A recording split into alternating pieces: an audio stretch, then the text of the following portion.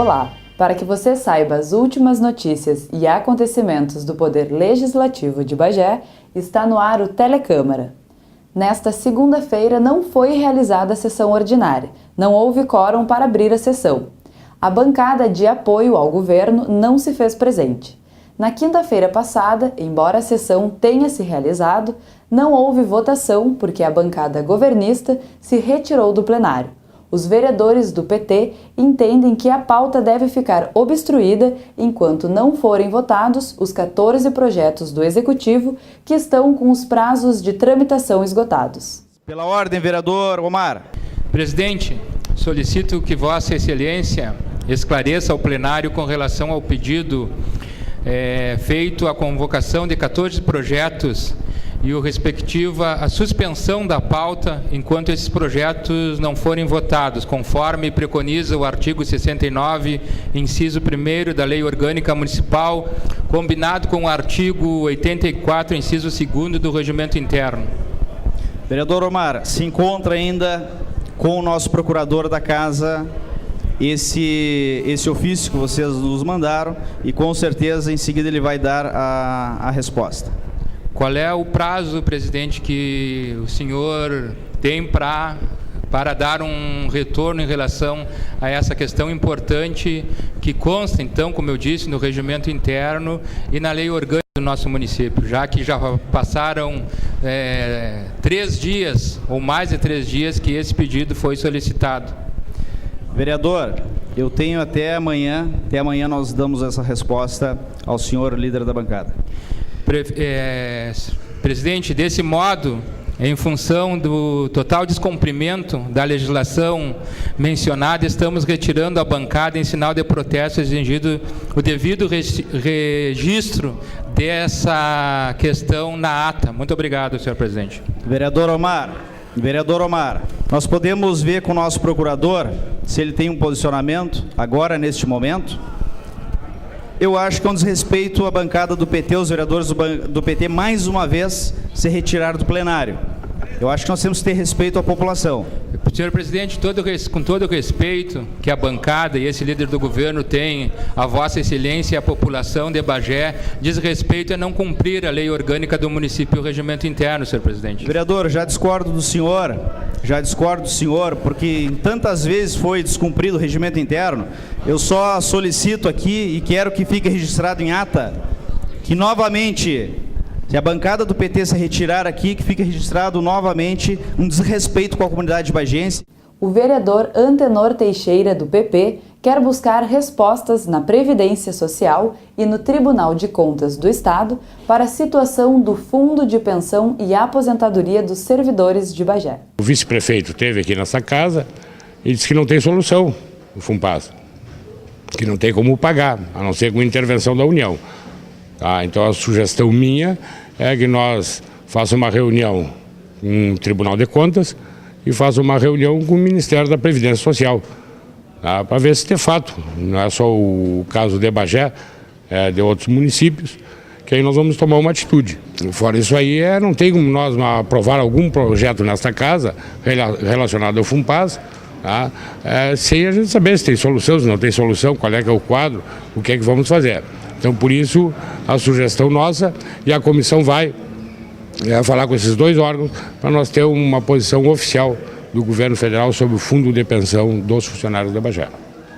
Do jeito que está, como o senhor prevê que seja o futuro do FUNPAS? É muito complicado, não é só do FUNPAS, o futuro da prefeitura para pagar o FUNPAS. É muito difícil, porque cada dia a dívida aumenta, hoje em torno de 200 milhões, tá?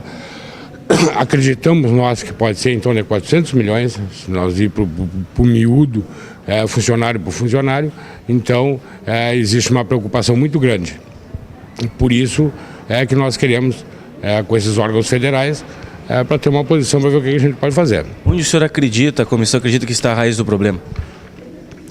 A raiz do problema é que quando começou o fundo de pensão que passaram para os municípios, a União simplesmente pegou aquela dívida e passou para o município.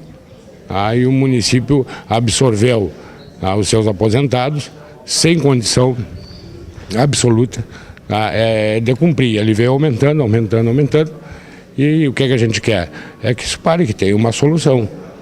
A culpa não é de nenhum funcionário, a culpa não é do prefeito municipal, nem dos prefeitos anteriores. Na realidade, a União simplesmente jogou para os municípios acima de 100 mil habitantes o fundo de pensão e já se herdou, naquela época, já uma dívida grande e cada dia aumenta mais. Então nós vamos tomar uma atitude para saber ou se termina ou não se termina, o que se faz. Comissão Parlamentar de Inquérito que investiga possíveis irregularidades na folha de pagamento da Prefeitura ouve os secretários e o vice-prefeito. A CPI ouviu segunda-feira, dia 22, o secretário da Fazenda Tirso de Labari e o vice-prefeito Carlos Alberto Fico.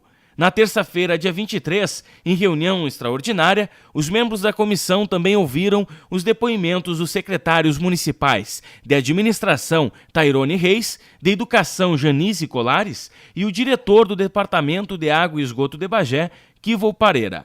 O motivo das convocações foram denúncias de desvios de funções, gratificações salariais indevidas a funcionários da Prefeitura e verba repassada pelo DAEB ao Executivo. O objetivo da CPI é trazer a moral para o quadro, o cenário político, sendo que nós temos andado nas ruas, nós temos ouvido as pessoas e a população em geral, a população do Brasil, ela está muito decepcionada, desacreditada com o que ela tem visto no cenário político. Nós mudarmos daqui para diante o olhar da população. A população olhar para os políticos de hoje, de amanhã e do futuro com bons olhos. A Secretaria da Educação, conforme os vereadores, tem o maior índice de funcionários com desvio de funções. Conforme a secretária, a Prefeitura criou uma comissão para resolver a situação que para ela é histórica. Tem muitos servidores atuando em outras secretarias. Por exemplo, vou citar a questão do Instituto Municipal de Belas Artes, o IMBA. Há muitos anos, o IMBA funciona com servidores da educação. Entre outras secretarias também que contam com ele. E nós temos a certeza de que precisamos resolver essas questões. O prefeito Dudu, eu como secretária, estamos trabalhando nesse sentido. O prefeito constituiu uma comissão no mês de julho que está trabalhando no sentido de fazer o retorno desses servidores para a educação. O secretário de Administração alegou que as gratificações e os desvios de funções, considerados indevidos pelas denúncias, estão dentro da legalidade. Não existe nada indevido nessa questão. Existem refrigerantes que estão fora de dentro das suas secretarias de origem. Isso sim, isso eu posso te garantir que realmente existe essa questão. Isso não seria ilegal? Não vejo legalidade, eu vejo como um desvio da secretaria. Legalidade seria, porque se fosse legalidade, você já teria sido apontado para o Tribunal de Contas, no qual eu sou fiscalizado. Então, o tribunal, ele entende que existe uma coerência às secretarias, não uma ilegalidade. Então, o tribunal identifica que isso é possível entre as secretarias, é isso? Sim, eu acho que dentro do que o tribunal, se houvesse essa ilegalidade, o tribunal já teria me apontado há muito tempo. Eu estou na secretaria há 3 anos, então já houve três auditorias dentro da minha gestão e que nada foi realizado com relação a isso. Se fosse legal, a Secretaria de Educação não estava colocando os seus devidos profissionais no local, readequando os funcionários que estavam em desvio de função, FGs que estavam com outros funcionários que não estavam merecendo. Então, a CPI provocou uma organização dentro da casa que eu digo é o município. Os integrantes da comissão pediram informações ao diretor do DAEB e ao secretário de Administração sobre uma possível cedência de R$ 650 mil do DAEB em 2012 à Prefeitura. Nenhum dos representantes do Executivo nas oitivas souberam responder e dizer onde foi aplicada a verba. Então nós vamos apurar os fatos e tão breve nós sabemos aonde foi aplicado esse dinheiro, no que foi aplicado, nós estaremos trazendo prestação de contas, esclarecimento à nossa população de Bagé, porque há de se convir que é um valor muito alto. Então nós queremos saber aonde foi aplicado, como foi aplicado e no que foi aplicado. O próximo passo da CPI será elaborar o relatório final para enviar ao Ministério Público. as obras que estão em andamento na Câmara de reforma do plenarinho, de estrutura para a instalação de um elevador e do espaço para a rádio web estão em fase de conclusão. Confira. No canteiro de obras do Legislativo bagiense, a fase mais importante é de instalação de um elevador, que resolverá um problema histórico na Câmara, que é a falta de acessibilidade. Para as pessoas idosas, para as pessoas com deficiências físicas e também para o uso geral aqui da casa e vai facilitar. O elevador tem capacidade para 8 pessoas, temos um prédio antigo, um prédio que com certeza não tinha acessibilidade. Então nós como vereadores e nós como Poder Legislativo que cobramos tanto acessibilidade de outros órgãos, seja lojas, bancos, também do Poder Público, nós temos que dar exemplo. As obras começaram em 7 de julho. O túnel do elevador ficou pronto no final de agosto. A empresa fabricante estima que até o final de outubro o elevador estará em pleno funcionamento. A estrutura da rádio web e a reforma do plenarinho estarão concluídas até o final da próxima semana. Porém, a rádio web ainda precisa de equipamentos para o funcionamento. Conforme Armando Ferreira, responsável pelas licitações da Câmara, não tem data definida para a aquisição dos equipamentos. O presidente da Câmara ressalta que as obras só foram possíveis devido à política de redução de gastos adotada na sua gestão. Nós temos um orçamento para trabalhar todo o período, todo este ano.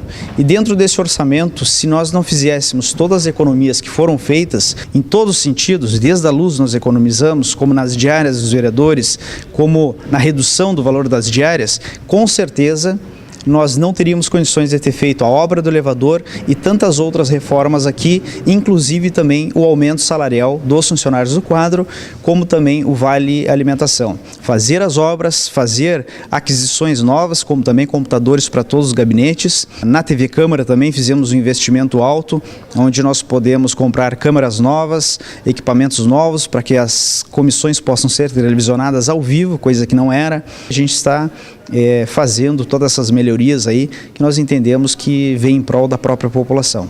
Amanhã, terça-feira, 19 horas, será realizada a sessão solene para homenagear os 143 anos de fundação da Sociedade Italiana Anita Garibaldi, por proposição do vereador Divaldo Lara.